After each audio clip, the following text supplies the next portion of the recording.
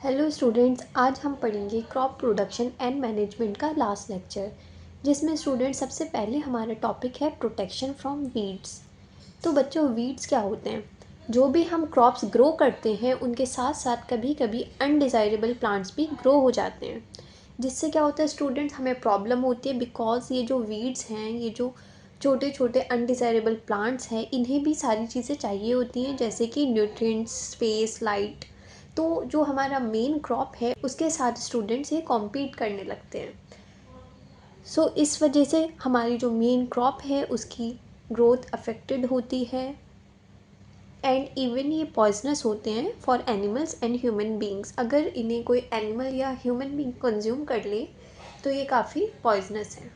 Students, farmers जो है वो बहुत से मेथड्स अडॉप्ट करते हैं इन वीड्स को रिमूव करने के लिए। तो बच्चों, बेस्ट टाइम क्या है रिमूवल ऑफ वीड्स के लिए? Before they produce flowers and seeds.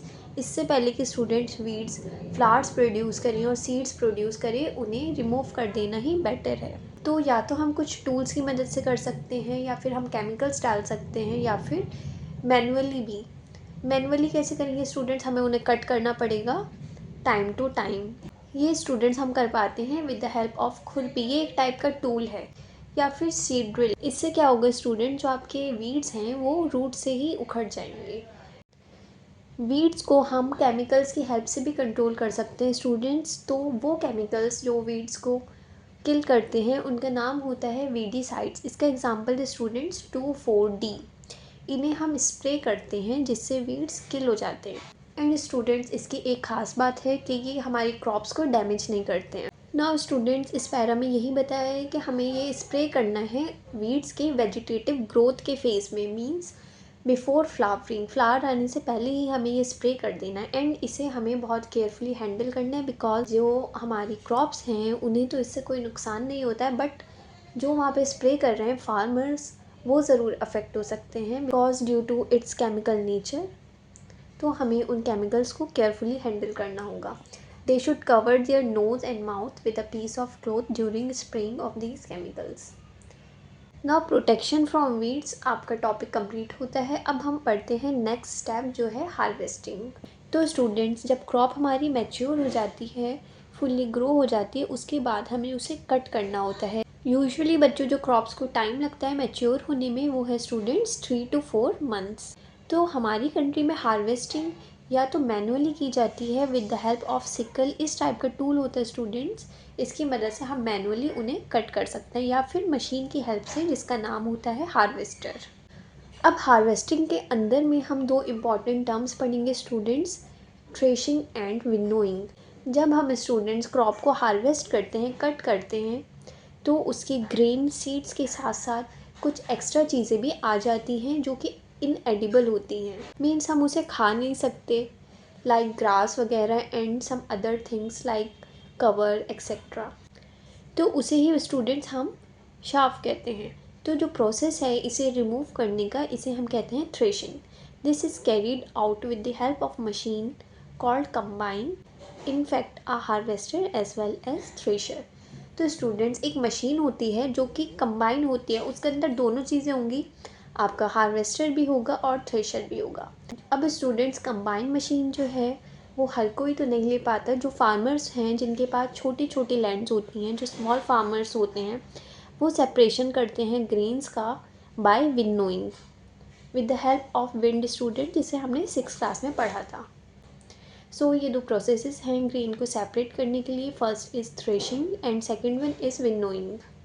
Now students, हमारी क्रॉप्स जो हैं वो कट हो चुकी हैं, हार्वेस्ट हो चुकी हैं एंड क्लीन भी हो चुकी हैं इन थ्रेशिंग एंड विनोइंग। अब हम पढ़ते हैं स्टोरेज। अब हमें उन्हें कैसे स्टोर करके रखना है, ये भी बहुत इंपॉर्टेंट टास्क है। हमें अगर हार्वेस्टेड ग्रेन्स को काफ़ी लंबे समय तक रखना है तो हमें उसे सेफ़ रखना पड़ेगा मॉइस्चर से, इंसेक्ट से, रैट्स से और अदर माइक्रो ऑर्गेनिज़म से। तो स्टूडेंट्स, हम उसे सेफ़ कैसे रखेंगे? अगर हम उसे बिना ड्राई करे ऐसे ही स्टोर कर देंगे तो क्या होगा स्टूडेंट्स, उसका रिएक्शन हो जाएगा मॉइस्चर के साथ और वो ईज़िली ख़राब हो सकते हैं।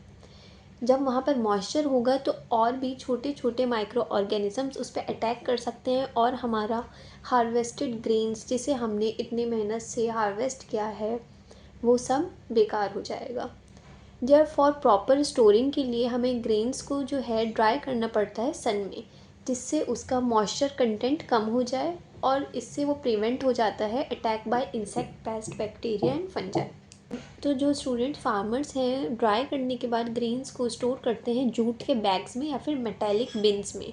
मेटल के बने हुए बिन्स होते हैं, लेकिन अगर वो बहुत ही लार्ज स्केल है तो हमें उसमें स्टोर करना पड़ेगा बच्चों सिलोज और ग्रैनरीज में। इस फिगर में स्टूडेंट्स आप देख सकते हैं silos for storage of grains and in this figure granaries. अगर हम घर में स्टोर करते हैं ग्रेन्स तो हमें उनके आसपास ड्राइड नीम्स रखनी पड़ेंगी। And for storing large quantities of grains in big godowns, अगर हम गोडाउंस में large quantity of grains store कर रहे हैं तो हमें उन्हें केमिकल ट्रीटमेंट भी देना पड़ेगा, बिकॉज ऐसी जगह पे जैसे कि गोडाउंस वगैरह हैं वहाँ पे इजीली पेस्ट और रैट्स वगैरह आते रहते हैं। नाउ स्टूडेंट्स, अब हमारा लास्ट टॉपिक है food from animals. So basically students इस पैराग्राफ में बताया है जिस टाइप से हमें प्लांट से फूड मिलता है एनिमल्स भी हमें फूड प्रोवाइड करते हैं।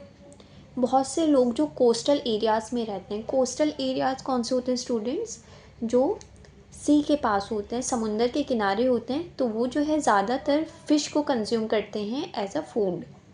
उनकी डाइट का मेजर पोर्शन होता है फ़िश। सो जैसे हमें प्लांट से फूड लेना होता है उसके लिए हमने बहुत से स्टेप्स देखे हैं कि हमें क्रॉप प्रोडक्शन के लिए सीड्स को चूज़ करना पड़ेगा, then sowing, then harvesting etcetera. Similarly अगर हमें एनिमल्स से भी फूड चाहिए तो उसके भी कुछ स्टेप्स होंगे। हमें उन्हें घरों में पालना पड़ेगा या फिर फार्म्स में, देन हमें उन्हें प्रॉपर डाइट वगैरह देनी पड़ेगी, उन्हें एक शेल्टर देना पड़ेगा और उनकी केयर करनी पड़ेगी। जैसे स्टूडेंट्स हम प्लांट्स को पढ़ते हैं एग्रीकल्चर में, ऐसे ही हम इन सारी चीज़ों को पढ़ेंगे एनिमल हस्बेंड्री में। आई होप स्टूडेंट्स आपको इस चैप्टर में कोई भी डाउट नहीं होगा। Thank you.